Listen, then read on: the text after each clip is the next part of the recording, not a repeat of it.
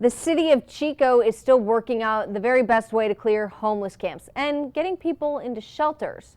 Action News Now reporter Ryan Ketchum is live at the Lassen bike path. Ryan, so no plan yet to clear that camp at this time, right?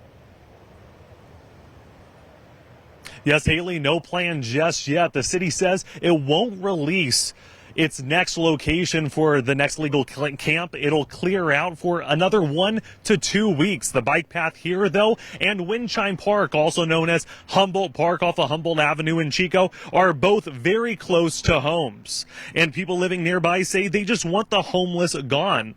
Some even told me that they want their voice to be heard and they want to voice their concerns, but not on camera for the fear of retaliation by the homeless in their backyard.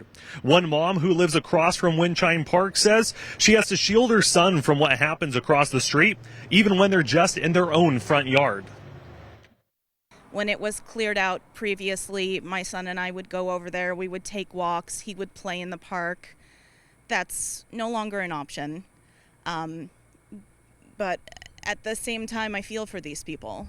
There's a handful of areas in town, no shortage of that, of course, but we'll continue to assess over the next couple of weeks those numbers, those impacts, those public safety concerns. We recognize all of those attributes are consistent with each of those encampments, and those impacts to nearby neighbors or property owners are all consistent across the board, the fire danger, so on and so forth. So we understand that. We know that. We'll continue to monitor those areas and see kind of where our numbers come in.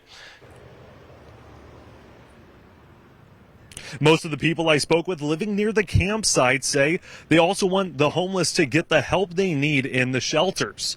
The city says it'll move through existing camps it hasn't cleared out the next couple of weeks, keeping a lookout for people who have refused shelter and just moved to another illegal camp.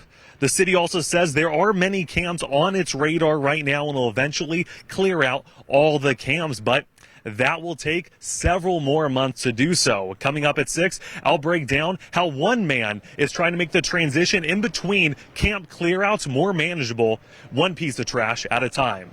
Coming up at 6, reporting live in Chico, I'm Ryan Ketchum. Action News Now, coverage you can count on. That sounds like a big job. Thanks, Ryan. The city says there are 51 tourist shelter beds and 36 pallet shelter beds available as of tonight.